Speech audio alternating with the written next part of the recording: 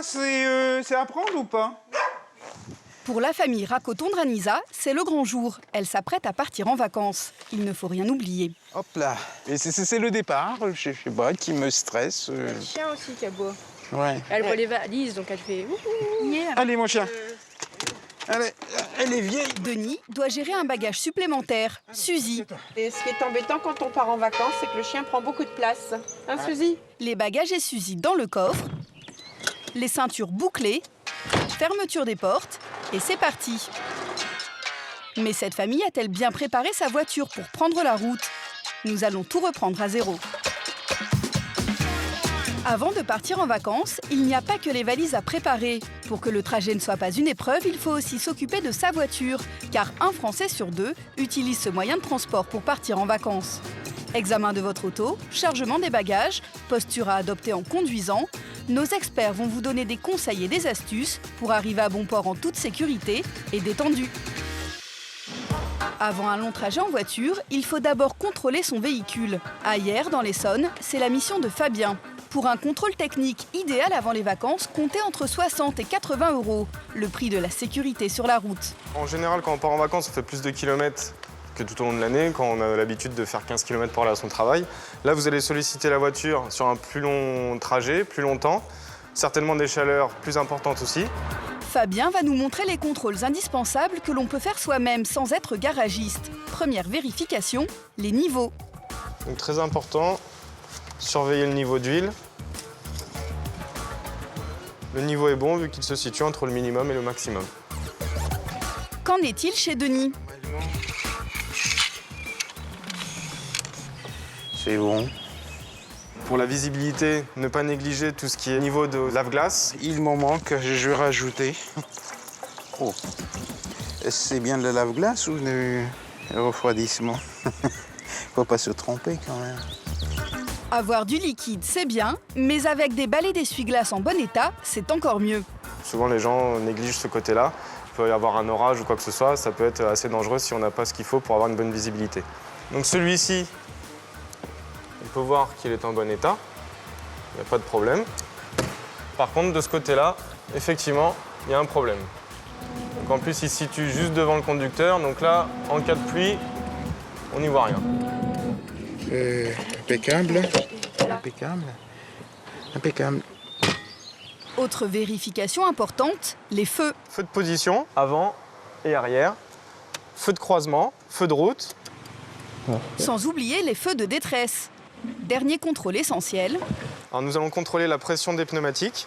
Suivant les modèles, elles peuvent être indiquées soit dans les portières, dans les trappes à essence. Bon, et ça paraît anodin, mais une pression des pneus, c'est très important. La seule chose qui vous relie entre vous et le sol, c'est le pneu. L'idéal, ça serait de faire la pression des pneus une fois par mois. Il faut adapter la pression des pneus en fonction de la charge et de type de route que vous allez faire. Car un pneu sous-gonflé peut s'échauffer lors d'un long trajet et vous fera plus consommer. Denis est-il toujours un bon élève? Voilà, 2,3 kg. Il est bon. Oh là, là par contre, c'est pas bon ça. Là, on regarde donc l'état du pneu, voir si la bande de roulement n'est pas déformée. Vous avez un indice d'usure qui est juste là. Tant que la bande de roulement, les crampons ne sont pas arrivés là, c'est que c'est bon. Dernier conseil de Fabien. Alors nous pouvons aussi contrôler quelque chose de très important lors d'un départ, l'état de la roue de secours. Pour votre sécurité, n'oubliez pas un gilet réfléchissant par personne, un triangle de signalisation et des éthylotests. Tout équipement supplémentaire tel que lampe de poche, boîte à outils, trousse à pharmacie n'est que plus lors d'un souci sur la route. Là, donc on a un marteau, une pince et comment on appelle le cri. C'est important. Et puis les vacances, comme je dis toujours, ça commence quand même au début. C'est la route, c'est les vacances aussi. On ne va pas se gâcher la vie avec des problèmes techniques. La voiture de Denis a le feu vert pour prendre la route des vacances. Autre étape qui nécessite une bonne organisation, le chargement. Pour Éric Fétiveau de l'association Prévention Routière, bien charger sa voiture nécessite quelques règles. On essaiera de mettre les objets les plus lourds plutôt vers le bas du coffre et les objets plus légers plutôt vers le haut du coffre, pour maintenir un centre de gravité correct au niveau du véhicule. Moi, le but, c'est partir et puis me mettre tout. On charge, quoi. La stratégie, peut-être, c'est que le chien ne soit pas trop embêté, quoi. Mais sinon, je charge, je repartis un petit peu, voilà. On essaiera de fixer, autant que faire se peut, tous les objets qui sont un petit peu lourds. La bouteille d'eau, c'est pareil, c'est une bombe en cas d'accident. La bouteille d'eau, là, tu peux pas le mettre devant, par hasard? Avec le coffre rempli, prudence sur la route. Une voiture, lorsqu'elle est chargée, sera moins maniable, les trajectoires seront plus délicates et surtout le freinage, la distance de freinage va augmenter, puisque plus un véhicule est lourd, plus il est difficile de l'arrêter. Ça va tomber, ça. La famille Racoton-Dranisa est prête à partir. Denis conduira. Sa posture est-elle bonne? C'est un réflexe naturel, je conduis tout le temps comme ça, donc je change pas quand je pars en vacances, quoi, non. Laurent Auger est kinésithérapeute. Pour éviter le mal de dos et les douleurs dans la nuque après un long périple, voici quelques conseils donnés à notre cobaye. Le siège est incliné d'à peu près une vingtaine de degrés par rapport à la verticale. Au niveau des genoux, on doit avoir une flexion à peu près de 30 à 45 degrés. Les bras légèrement fléchis et les mains à 9h15 sur le volant. Comme ça.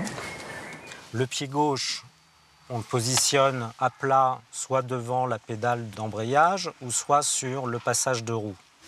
Il faut donc éviter d'avoir une colonne lombaire qui s'arrondit, un petit peu avachie. Pour corriger ça, on peut utiliser un coussin qu'on va se glisser dans le bas du dos. Et là, on est en toute sécurité. Si vous êtes tendu sur la route, tout en conduisant, on peut faire quelques exercices sans se distraire.